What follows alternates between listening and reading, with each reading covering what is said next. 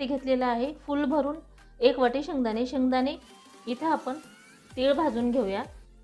आता आपण हे काढून घेऊया. आता आपण हे जे शेंगदाणे आहेत ते ओबडधोबड असे मिक्सरला फिरवून घ्यायचे आणि ओबडधोबड वाटून घेतलेले आहेत. आता आपण ही भाजलेली तीळ थंड करून घेतलेत. हेही जाडसर वाटून घ्यायचे आहेत. तर बघू शकता तीळ पण आपण वाटून घेतलेले आहेत. इथं आपण कढईमध्ये साधारण अर्धा चमचा तूप टाकून घेऊया. हा जे गूळ आहे ते ह्या कढईमध्ये टाकून घेऊया आणि तुटतोय पण व्यवस्थित असं. ही चाचणी जी आहे ती तयार झालेली आहे. जेवढं बसते त्यामध्ये तेवढं टाकून घ्यायचं आहे थोडंसं. आता हे छान मिक्स करून घेऊया आपण. मध्ये टाकून घ्यायचं आहे आणि गरम आच करून घेऊया आपण हे लाटून घेऊया. थोडंसं थंड झालं तुमच्या ह्याच्यानुसार, तुम्हाला कशाने म्हणजे बरं वाटतं त्याच्यानुसार सुरीनं सुद्धा छान निघते ही चिक्की. हे आहे पण खुसखुशीत हे बघा.